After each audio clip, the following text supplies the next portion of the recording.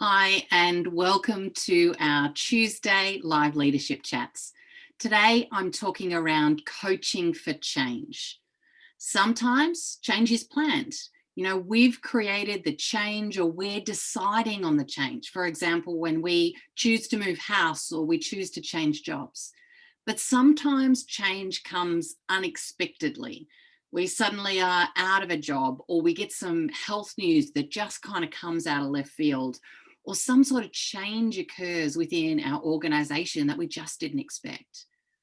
In order to successfully coach someone who is in change, we need to be able to help our coachee make the behavioural shifts that are required in order to be able to successfully navigate that change. So how do we do that?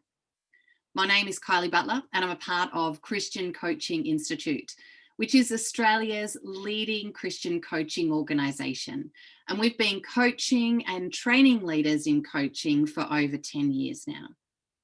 So as we look at change, in particular, the behavioural shifts that are required, the International Coaching Federation talks around 5 levels of behavioural shift that is required for change. The first thing is to expand awareness.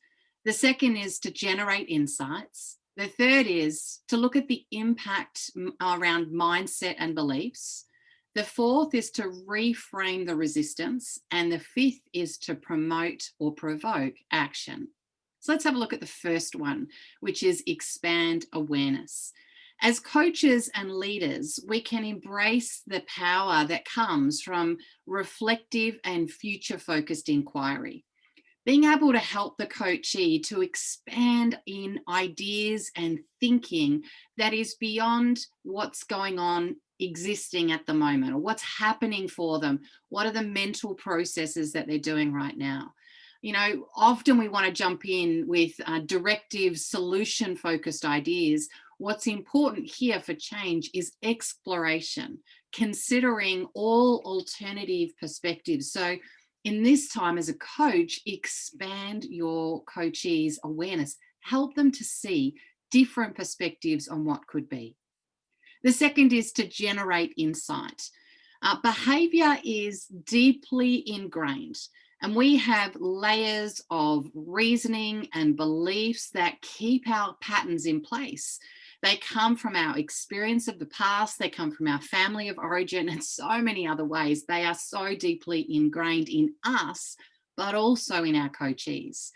And so coaching is around how do we cultivate moments of insight in order to be able to help someone to make the behavioural shifts.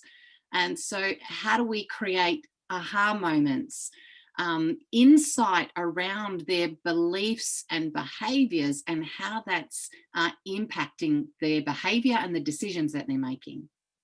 The third area is around impact of mindset and beliefs.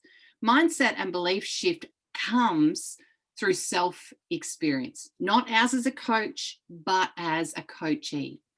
A coach or a leader can significantly enable this process by encouraging self-observation, focused reflection, and helping it to make sense for the coachee, not for us.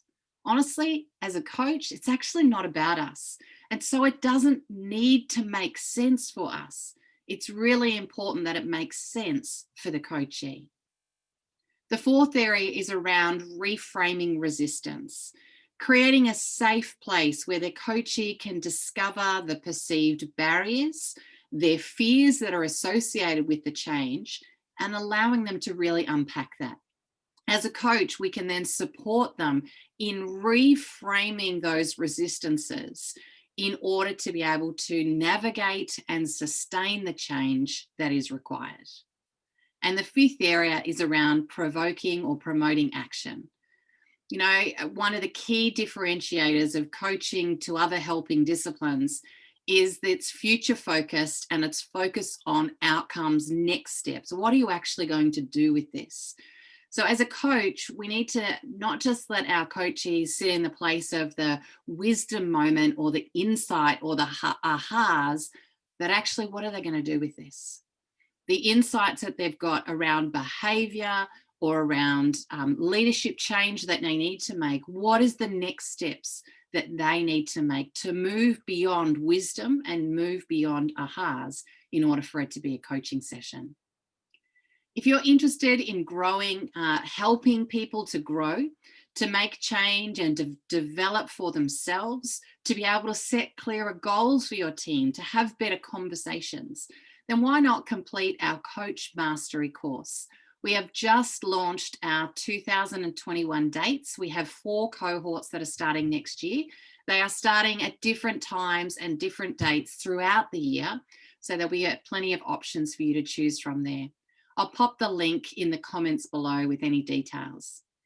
So today we've talked around coaching for change. That idea is sometimes change is planned, sometimes change comes upon us so unexpectedly. But how do we as leaders, as coaches, help people to navigate through the change? How do we help them to make the behavioural shifts and the leadership shifts that are required to successfully navigate that change? So we've talked around 5 levels of behavioural shifts. The first one is, how do we help to expand the awareness of our coachees? The second one is, how do we generate insights, particularly around their behaviour? The third one is looking at what's the impact of their mindset and their beliefs and how that is impacting them. The fourth area is around reframing resistance, the resistance that they have to the change. How can we reframe that in order for them to be able to move forward?